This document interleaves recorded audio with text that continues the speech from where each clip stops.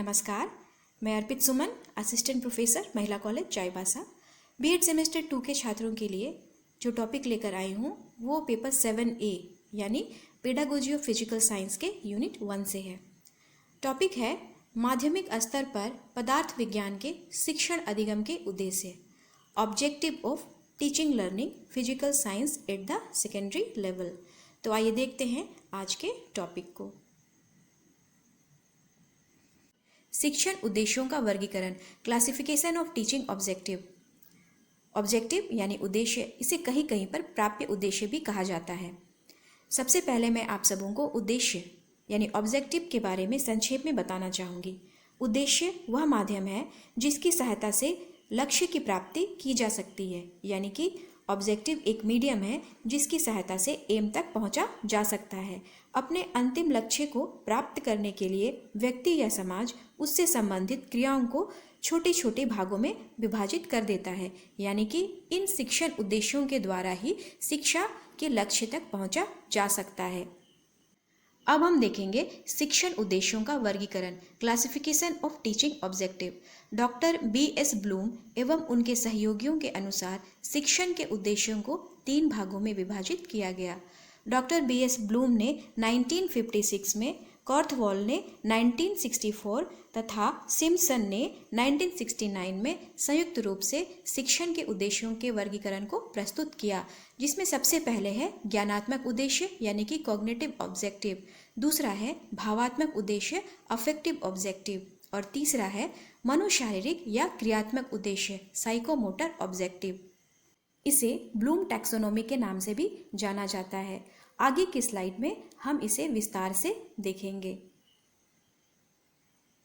ज्ञानात्मक, भावात्मक तथा मनोशारीरिक पक्ष या उद्देश्य आपस में अंतर संबंधित होते हैं, यानी कि कॉग्निटिव ऑब्जेक्टिव, अफेक्टिव ऑब्जेक्टिव और साइकोमोटर ऑब्जेक्टिव आपस में संबंधित होते हैं, जिसे मैंने यहाँ पर इस चित्र के द्वारा आप लोगों के सामने दिखाना चाहा है कि ज्ञानात्मक उद्देश्य, भावात्मक उद्देश्य और मनोशारीरिक उद्देश्य आपस में अंतर संबंधित होते हैं, जो इस चित्र में स्पष्ट रूप से प्रतीत हो रहा है। ज्ञानात्मक, भावात्मक तथा क्रियात्मक उद्देश्य, cognitive, affective and psychomotor objective. सबसे पहले हम देखेंगे ज्ञानात्मक उद्देश्य। ज्ञानात्मक उद्देश्य यह नाम से स्पष्ट है कि यह उद्देश्य बालक के ज्ञान से संबंधित है। आइए देखते हैं। ज्ञानात्मक उद्देश्य का संबंध सूचनाओं, ज्ञान, सिद्धांतों, तथ्यों तथा नियमों की जानकारी से है, यानी कि ये जो ज्ञानात्मक उद्देश्य है इसका संबंध इंफॉर्मेशन, नॉलेज, थ्योरी, फैक्ट्स तथा लोच से संबंधित है। कक्षा शिक्षण के द्वारा ज्ञानात्मक उद्देश्य की प्राप्ति की जाती है, यानी जो क्लासरूम टीचिंग होता है उसके द्वारा कॉग्निटिव ऑब्जेक्ट को प्राप्त किया जाता है। ये जो ज्ञानात्मक उद्देश्य है ये बालक के स्मृति स्तर से संबंधित होता है, यानी कि मेमोरी लेवल से संबंधित होता है, इसलिए क्लासरूम टीचिंग में इसे प्राप्त किया जाता है। दूसरा है भावात्मक उद्देश्य। यह भी नाम से स्पष्ट है कि यह उद्देश्य बालक के भाव से संबंधित है। तो आइए देखते हैं कि ये है क्या। भावात्मक उद्देश्य का संबंध बालक की विभिन्न रुचियों, अभिवृत्तियों, प्रशंसा तथा अन्य भावात्मक मूल्यों के विकास से होता है, यानी कि जो अफेक्टिव ऑब्जेक्टिव होते हैं वो बालक के भाव से संबंधित होते हैं, उसके भावात्मक मूल्य से संबंधित होते हैं। तीसरा है क्रियात्मक उद्देश्य। यह भी स्पष्ट है कि यह क्रिया से संबंधित है। तो आइए देखते हैं कि क्रियात्मक उद्देश्य क्या है।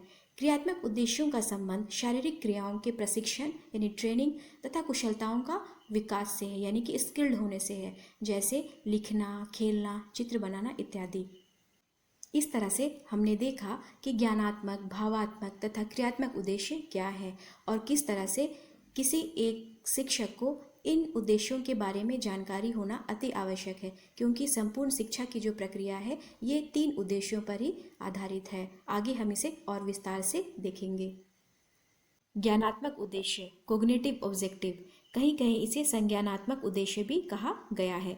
तो जो हिंदी मीडियम के स्टूडेंट हैं वो कंफ्यूज ना हो, वो उसके इंग्लिश टर्म को भी जाने कि कोग्निटिव ऑब्जेक्टिव यानी संज्ञानात्मक उद्देश्य या ज्ञानात्मक उद्देश्य। तो आइए हम इस स्लाइड में देखेंगे कि कोग्निटिव ऑब्जेक्टिव जो है वो कितने प्रकार के हैं।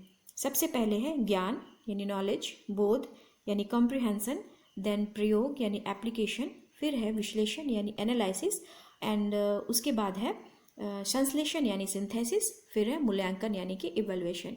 तो सबसे पहले हम जाएंगे ज्ञान यानी नॉलेज के पास। यह बालक को वैज्ञानिक तथ्यों, शब्दों, नियमों तथा सिद्धांतों का ज्ञान प्रदान करता है।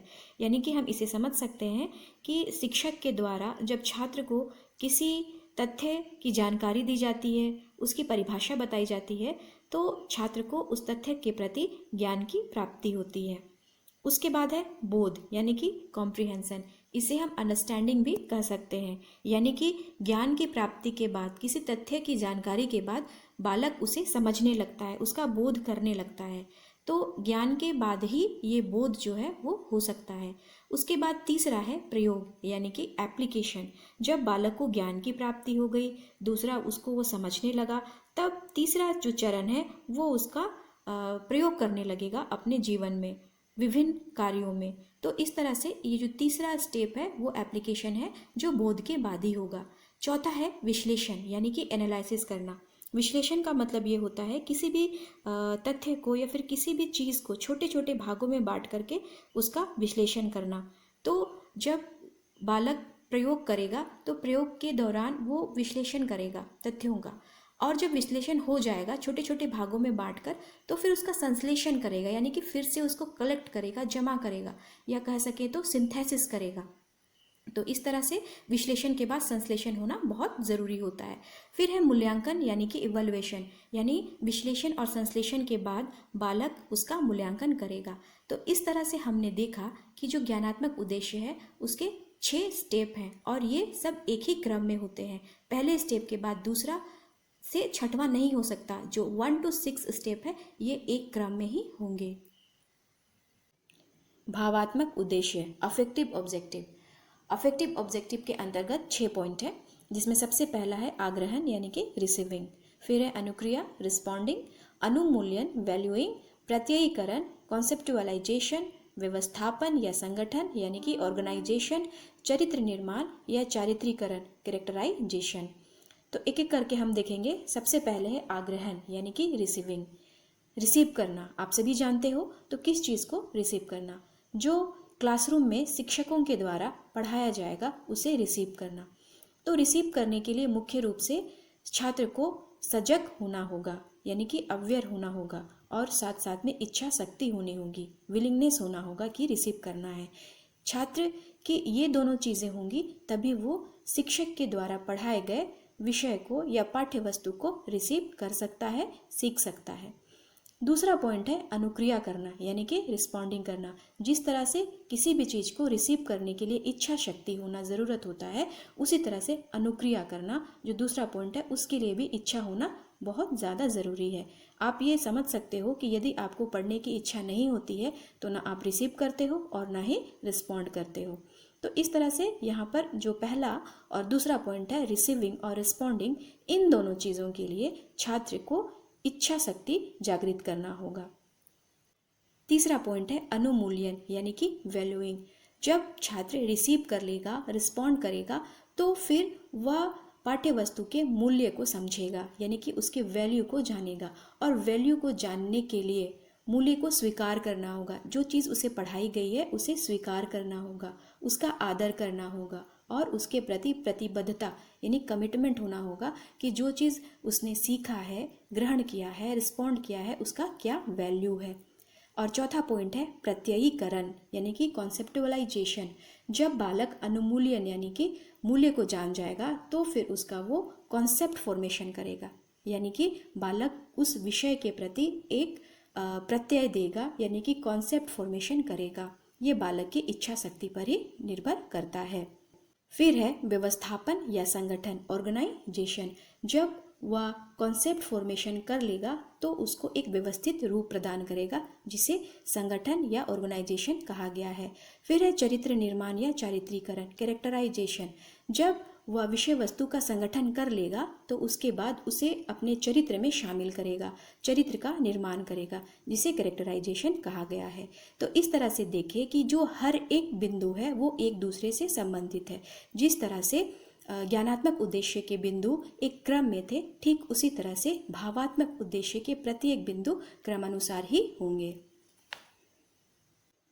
क्रियात्मक या मनोशारीरिक उद्देश्य, साइकोमोटर ऑब्जेक्टिव। इसके पहले हम लोगों ने ज्ञानात्मक उद्देश्य और भावात्मक उद्देश्य के बारे में देखा। तो इस स्लाइड में हम लोग देखेंगे क्रियात्मक या मनोशारीरिक उद्देश्य, जिसके अंतर्गत पहला पॉइंट है उद्दीपन यानी इम्पल्सन, दूसरा है कार्य करना यानी मैनिपुलेशन, तीसरा है नियंत्रण यानी कि कंट्रोल, चौथा है समन्वय यानी कि कोऑर्डिनेशन, पांचवा है स्वाभाविकरण नेचुरलाइजेशन, और छठवां है आदत निर्माण यानी कि हैबिट फॉर्मेशन। तो आइए हम पहले पॉइंट से देखेंगे। सबसे पहले है उद्दीपन, जिसे हम इम्पल्सन कह रहे हैं।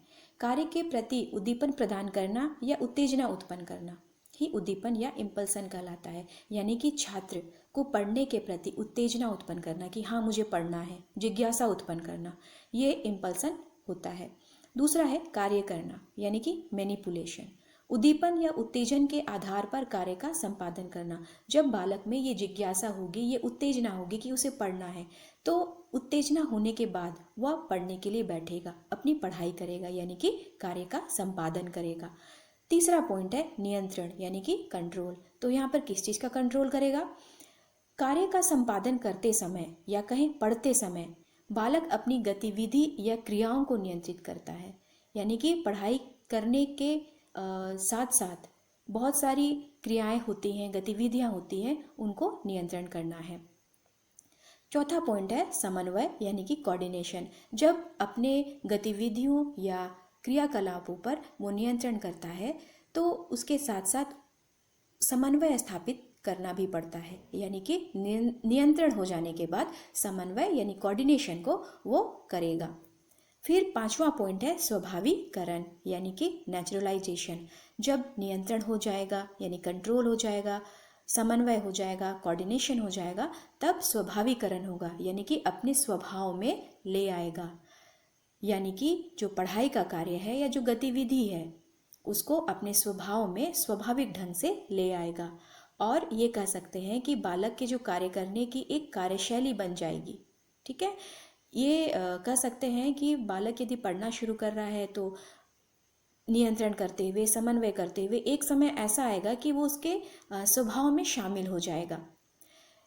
उसके बाद है आदत निर्माण यानी कि हैबिट फॉर्मेशन। जब स्वाभाविकरण हो जाएगा, नेचुरलाइजेशन हो जाएगा, या कहें उसके स्वभाव में शामिल हो जाएगा, एक कार्यशैली बन जाएगी, तो अब उसकी आदत भी बन जाएगी। यानी कि उस कार्य को करने की आदत का विकास हो जाएगा।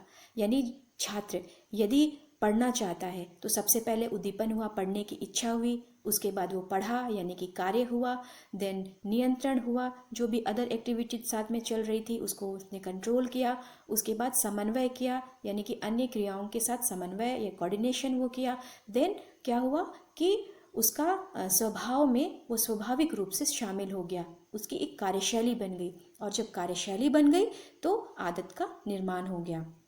तो इस तरह से हमने देखा कि जो प्रत्येक बिंदु है वो एक दूसरे के बाद ही आता है और उसका विशेष स्थान है। उद्दीपन के बाद डायरेक्टली आदत निर्माण नहीं हो सकता है, ये क्रमशः होता है। पिछले स्लाइड में आपने देखा ज्ञानात्मक उद्देश्य, भावात्मक उद्देश्य और मनोशारीरिक या क्रियात्मक उद्देश्य। यह अंतिम स्लाइड है और इसमें मैं चित्रों के माध्यम से आप सबों को पुनः स्मरण कराना चाहती हूँ, पुनः याद दिलाना चाहती हूँ। ये जो पहला चित्र है यह ज्ञानात्मक उद्देश्य से संबंधित है, जिसमें आप सबों ने ज्ञान, बोध, प्रयोग, विश्लेषण, संश्लेषण और मूल्यांकन को जाना। दूसरा है भावात्मक उद्देश्य। इसमें मैंने दर्शाया है कि मनुष्य के विभिन्न भाव होते हैं, अलग अलग भाव होते हैं, जिसमें आप सबों ने आग्रहण, अनुक्रिया, अनुमूल्यन, प्रत्ययीकरण, व्यवस्थापन और चरित्र निर्माण को देखा। ये जो तीसरा चित्र है यह क्रियात्मक या मनोशारीरिक उद्देश्य से संबंधित है, जिसमें आपने उद्दीपन, कार्य करना, नियंत्रण, समन्वय, स्वाभाविकरण और आदत निर्माण को देखा। शिक्षण उद्देश्य बहुत ही महत्वपूर्ण स्थान रखते हैं और प्रत्येक शिक्षक को इसका ज्ञान होना चाहिए। मुझे उम्मीद है कि आज जो आप लोगों को बताया गया आप लोग उसे अच्छे से समझ गए। आप सब इसको आवश्यक रूप से ध्यान देंगे, क्योंकि आपका जो बीएड कोर्स है उसमें यह जो शिक्षण उद्देश्य है वो बहुत ज़्यादा महत्वपूर्ण स्थान रखता है और इसकी जानकारी के बिना शिक्षा के उद्देश्यों की प्राप्ति नहीं की जा सकती है।